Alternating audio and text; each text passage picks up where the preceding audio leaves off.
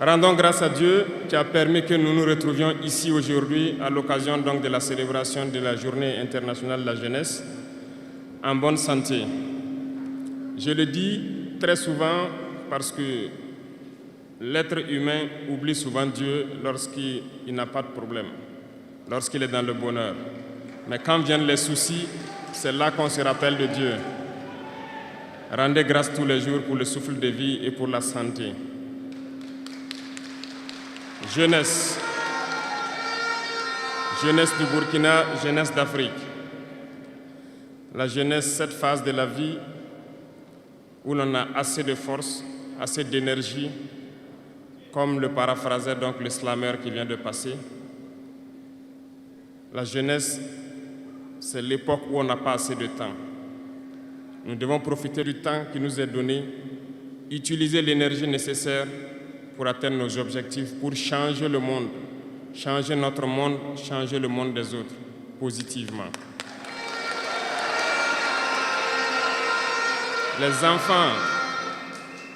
Les enfants souhaitent grandir pour être jeunes. Les personnes âgées souhaitent redevenir jeunes. Tout le monde veut être jeune. La jeunesse est une bénédiction.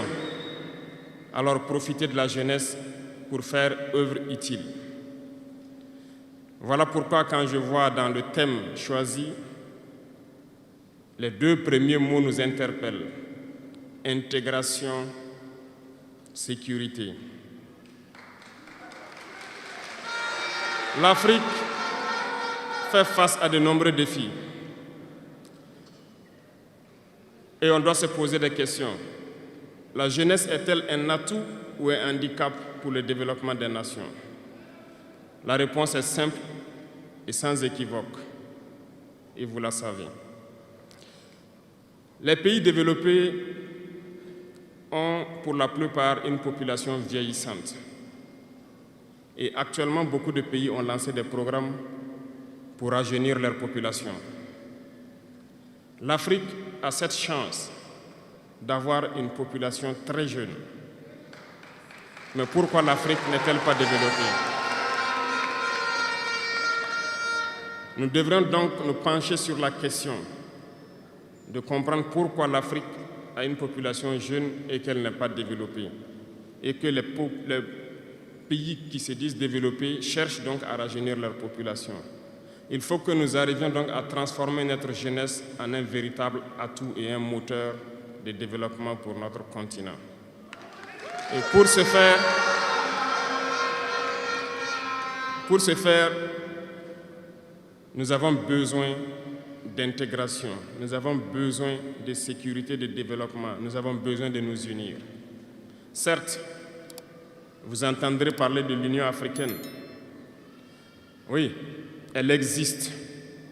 Mais quel est l'effet de l'Union africaine en réalité?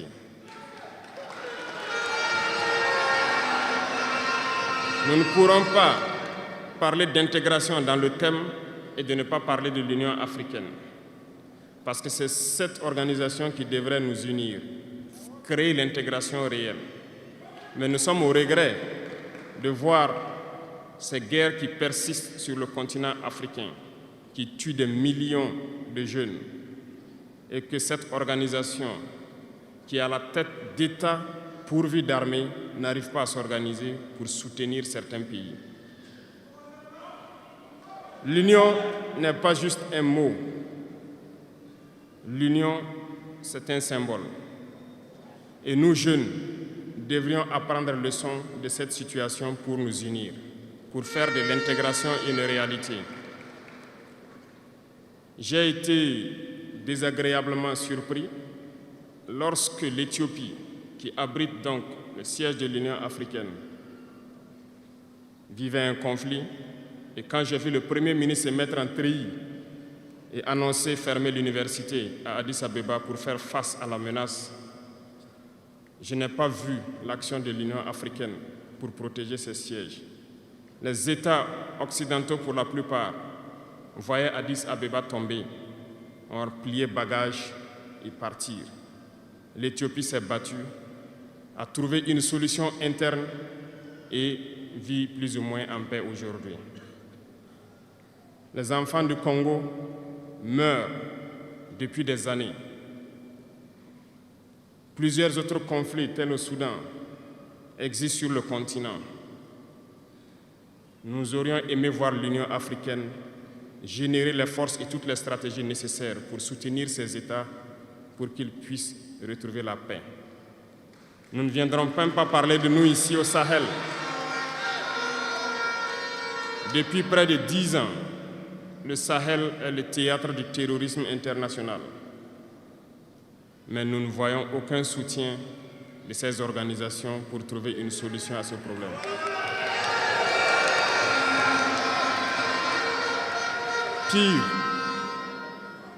Pire, il y a quelques jours de cela, un pays étranger à l'Afrique a annoncé ouvertement avoir soutenu et participé à une attaque lâche, terroriste et barbare contre des forces de notre confédération à Tinzaouaten. L'Union africaine n'a pipé aucun mot pour condamner cette ingérence.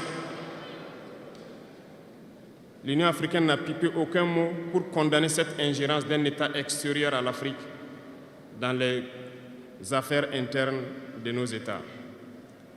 Et ce coup de gueule, je souhaiterais qu'ils l'entendent et qu'ils sortent donc de leur silence et poser des actes pour que la jeunesse puisse croire en l'Union africaine.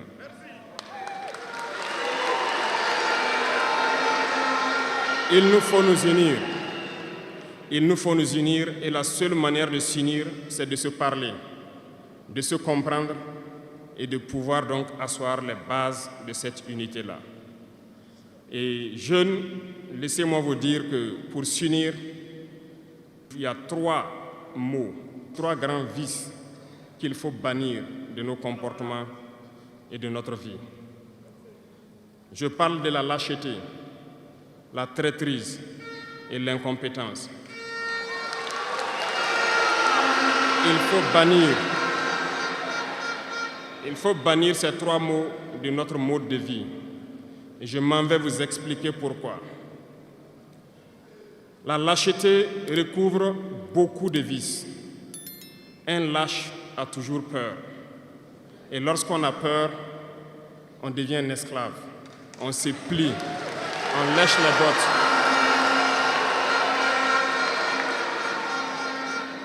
Nos ancêtres n'ont pas été lâches. Et si nous sommes lâches, nos enfants vont nous poser des questions. Imaginez qu'au Burkina, nous refusions de nous battre et nous acceptons de nous soumettre, de vivre l'esclavage. Demain, nos enfants grandiront. Ils se poseront des questions. Nos parents ont-ils été des lâches pour nous laisser dans l'esclavage? Que nous soyons vivants ou morts, nous allons le ressentir. Le lâche a peur. Et les impérialistes ont compris, ils essaient de faire peur aux leaders pour que vous soyez des lâches.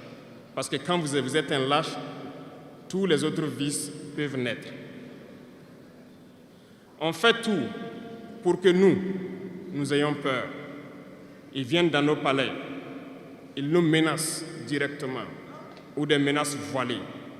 Bien sûr, nous répondons comme il le faut.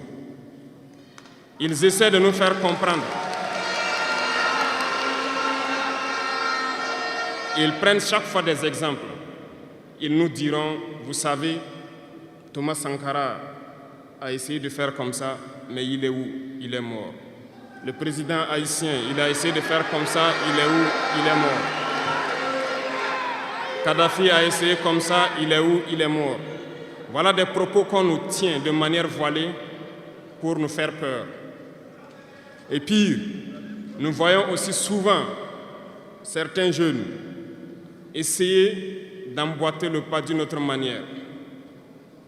On peut les entendre dire « telle personne a régné ainsi, il est à la CPI. Telle personne a régné ainsi, il est en prison. » Tout ça pour essayer de nous faire peur, pour qu'on devienne des lâches. Mais je pense qu'ils n'ont pas compris quelque chose. Quand nous disons la patrie ou la mort, nous vaincrons, ce n'est pas qu'une phrase. Ce n'est pas qu'une phrase, ça a tout son sens. Nous n'avons pas peur et nous n'aurons jamais peur. Nous continuerons notre lutte.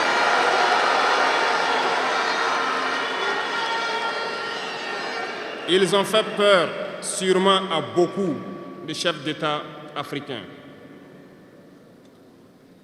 Vous voyez, souvent quand on s'exprime ou lorsqu'on a l'occasion d'être dans certaines situations à l'extérieur, nous tenons souvent des propos pour interpeller les chefs d'État africains pour qu'on se réveille, prendre soin de notre jeunesse pour pouvoir amorcer notre développement réel. Nous sommes souvent mal compris. Certains ont riposté publiquement à nos propos parce qu'ils se sentent indexés.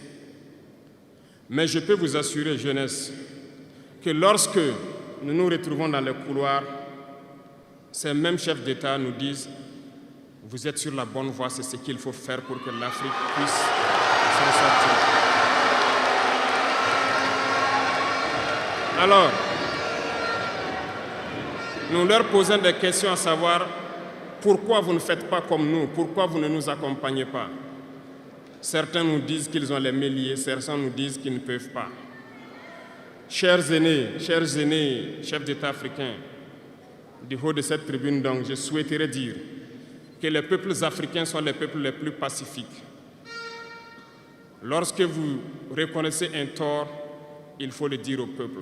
Que nous n'ayons pas peur demain de sortir et dire au peuple, nous nous excusons, nous avions été compromis, nous avons des biens mal acquis, on nous a compromis par plusieurs choses et que nous demandons pardon et nous revenons sur la bonne voie.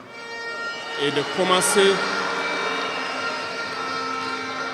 de commencer à travailler réellement pour l'indépendance de nos États et notre émancipation. Et je pense que c'est possible.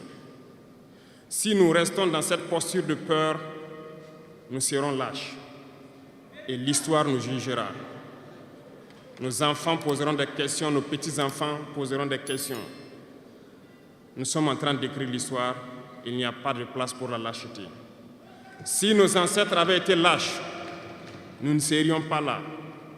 Souvenez-vous, je vous prends un exemple des peuples Bamileke et Bassa, je veux parler des Camerounais. L'Union des populations du Cameroun, qui depuis les années 50 a commencé une lutte implacable contre les colons. Mais ils ont été massacrés.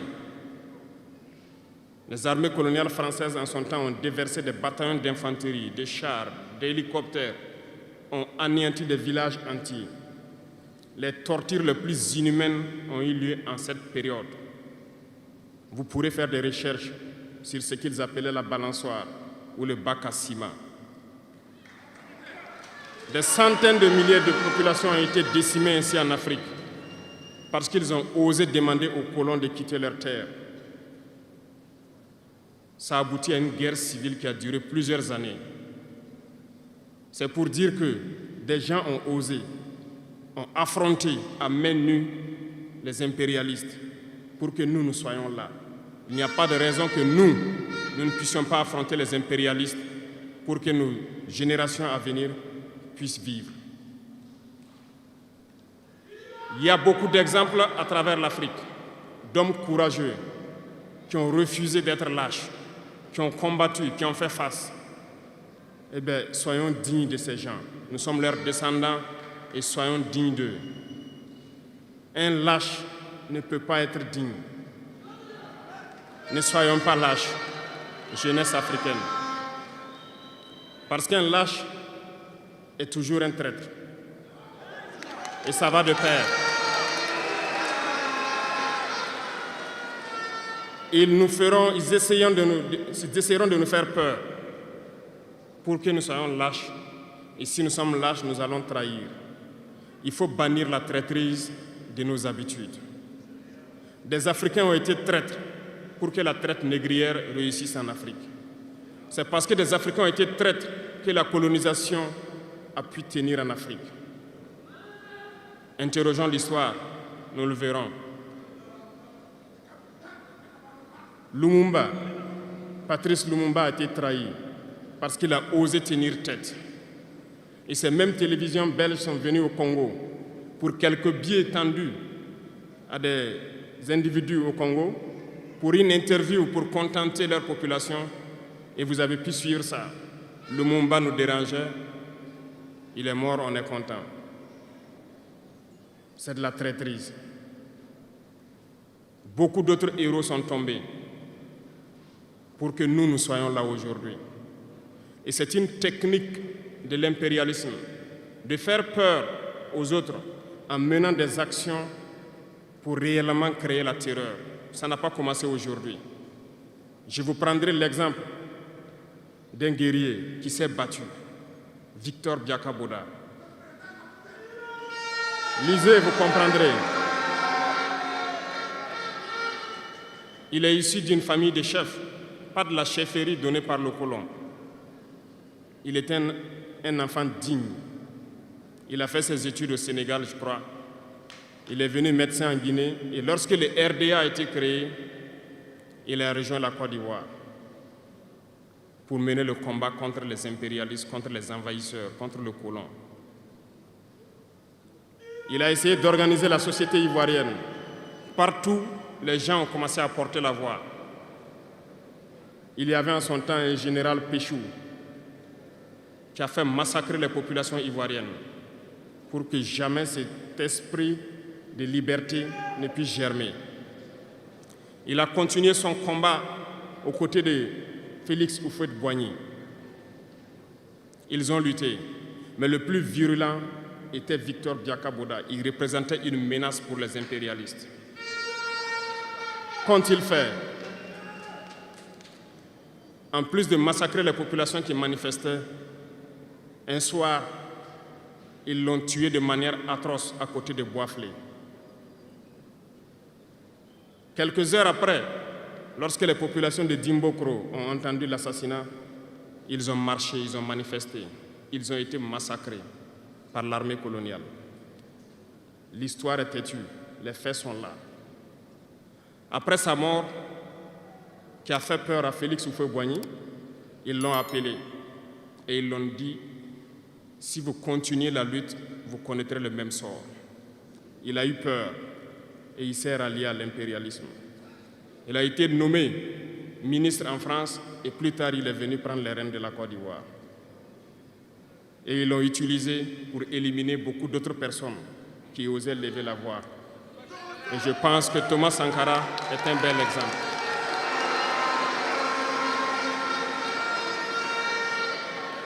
Si vous avez peur, vous serez lâche et vous serez traître. N'ayez jamais peur. La lutte doit continuer. Il y a beaucoup d'autres exemples à travers le monde. Et il y a ce phénomène qu'ils ont aussi utilisé depuis belle lurette et qu'ils continuent d'utiliser. Voyez-vous, certains individus, par exemple, se sont retrouvés dans d'autres pays et créé, soi-disant, un gouvernement parallèle au gouvernement du Mali. Vous avez entendu cette histoire. Ce n'est qu'une technique qui a existé dans le temps. Je vais vous prendre l'exemple de Ahmed Chalabi, l'Irak. Ce professeur de mathématiques qui a même été dans le gouvernement irakien a été récupéré par les impérialistes et il a formé ce semblant de gouvernement parallèle à l'Irak, aux États-Unis.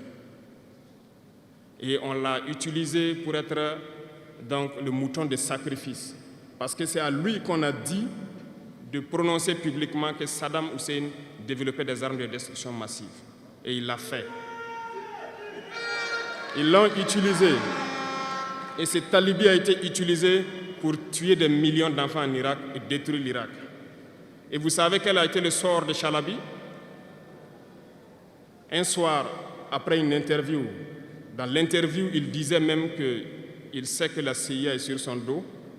Quelques heures après, il a été retrouvé mort dans son lit, mort de crise cardiaque. Si vous trahissez, vous aurez des fins macabres. C'est ainsi. L'impérialisme n'a pas d'amis. L'impérialisme vous utilise et quand il finit de vous utiliser, il fait de vous ce qu'il veut. Suivez mon regard, vous comprenez de quoi je parle. Ça a toujours été comme ça.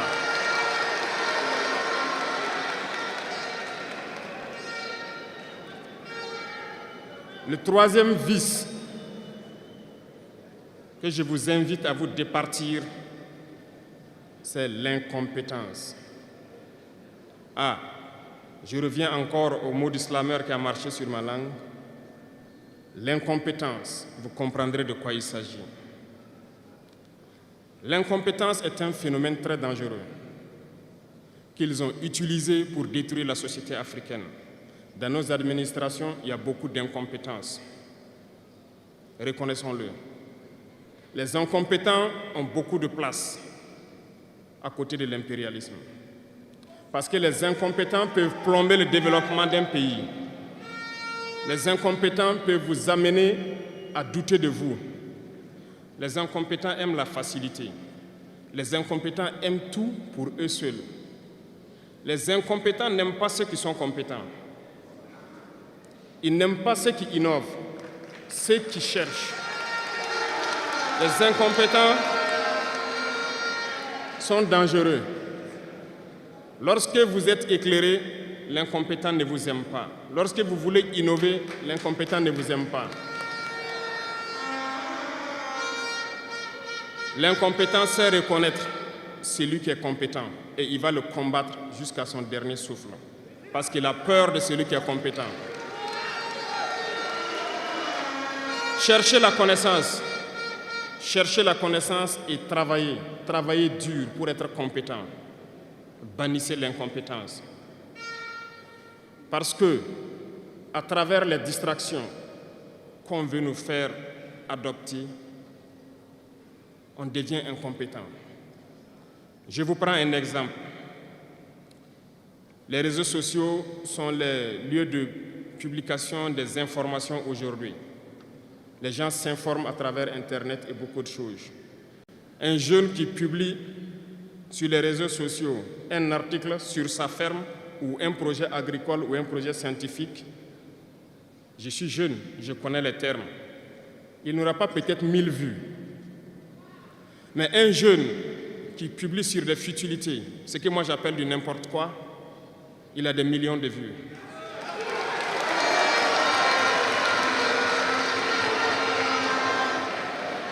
Justement, comme disait le jeune slameur, on veut vous faire perdre du temps dans les futilités. Prenez conscience, intéressons-nous au travail et cherchons la connaissance, cherchons la compétence. Se distraire, c'est bien, mais on doit travailler d'abord, avant de se distraire.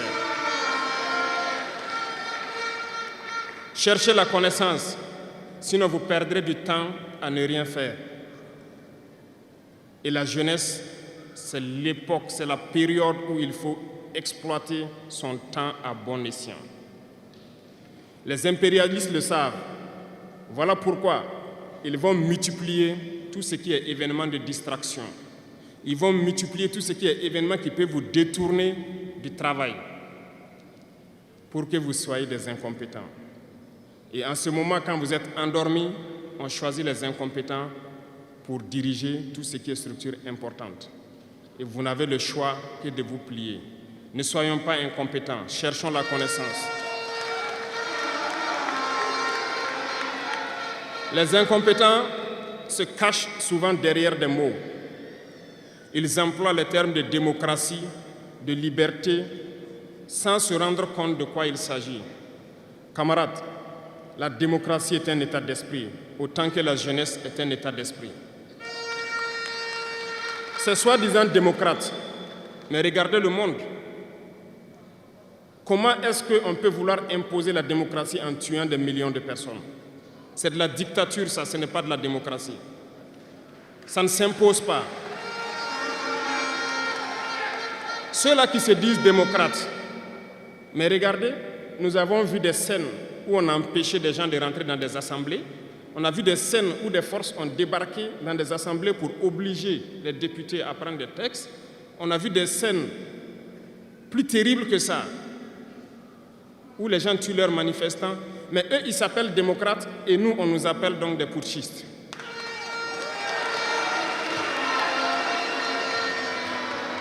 Si c'est ça la démocratie, je répète, nous ne voulons pas de cette démocratie.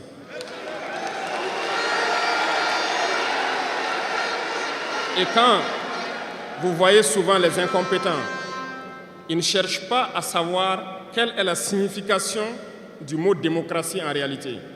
Ils s'accrochent juste à la définition qu'il lui a donnée l'impérialisme et il se met à parler de démocratie sans réellement connaître le fondement. Ça, c'est de l'incompétence. Il faut chercher à connaître, avoir la connaissance, regarder le monde pour redéfinir la démocratie telle que nous le voulons en Afrique.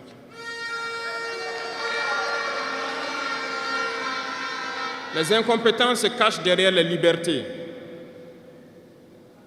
Retenez une chose, il n'y a pas de liberté individuelle qui existe. C'est un fait.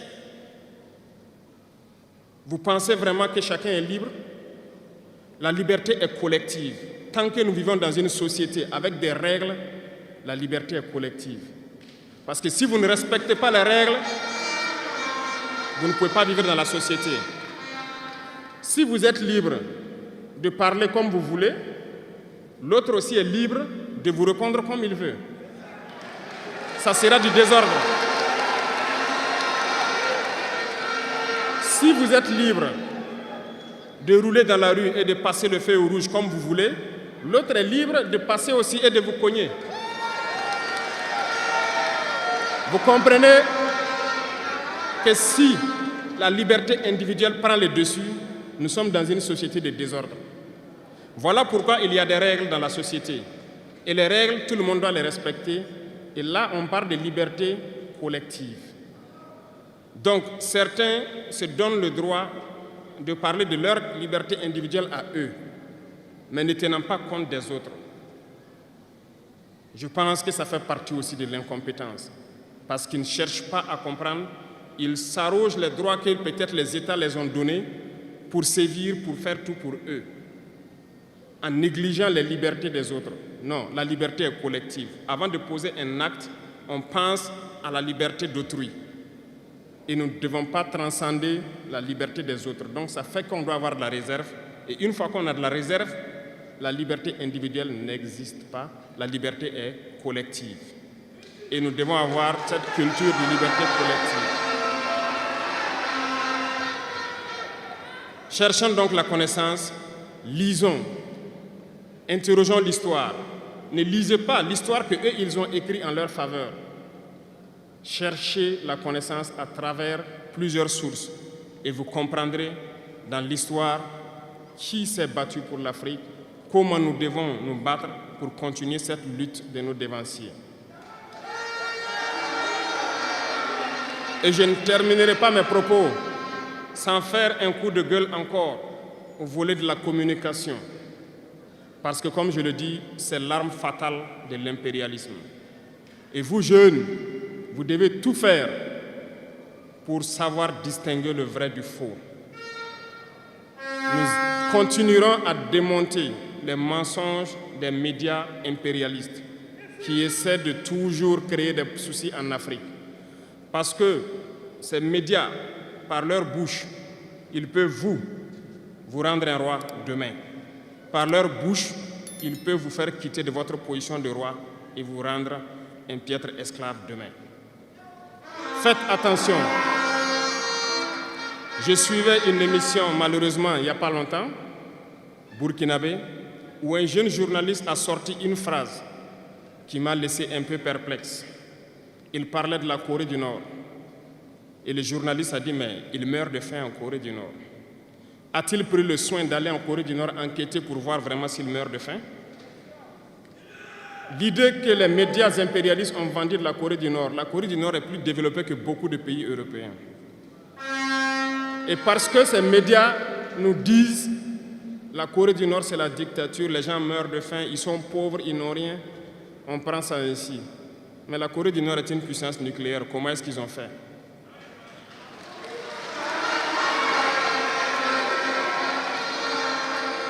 Faisons attention à la communication. Il ne faut pas suivre de manière aveugle ces médias menteurs qui ne cherchent qu'à diviser l'Afrique. C'est logique, ils se battent pour les intérêts de leur peuple. Et l'intérêt de leur peuple, c'est que l'Afrique soit divisée. Alors, jeunesse du Burkina, jeunesse d'Afrique, il faut qu'on s'unisse. Il faut bannir la lâcheté, il faut bannir l'incompétence, il faut bannir la traîtrise et tous les vices dans nos sociétés. Nous avons des occasions de nous parler. On rend grâce à Dieu de ces occasions que nous avons chaque fois de nous parler, de nous conscientiser. Et je vous invite à repartir encore lire, à se mettre au travail pour que l'Afrique que nous voulons, autosuffisante alimentairement, soit une réalité. Pour que l'Afrique que nous voulons pour un développement harmonieux soit une réalité. Parce que je reviens sur votre thème. Il n'y a pas de paix et de sécurité sans développement. Les deux vont de pair. S'il n'y a pas de développement, il n'y a pas de sécurité. Parce que s'il n'y a pas de développement, la jeunesse va forcément se retrouver dans les vices. Et il n'y aura pas de sécurité. S'il n'y a pas de sécurité aussi, il n'y a pas de développement. Donc les deux doivent aller de pair. Intégrons cela dans nos combats pour que nous puissions nous battre et nous développons. Allons-y vers la production. Produisons suffisamment. Transformons sur place nos matières premières pour que ce soit bénéfique pour nos populations et envie d'exporter cela.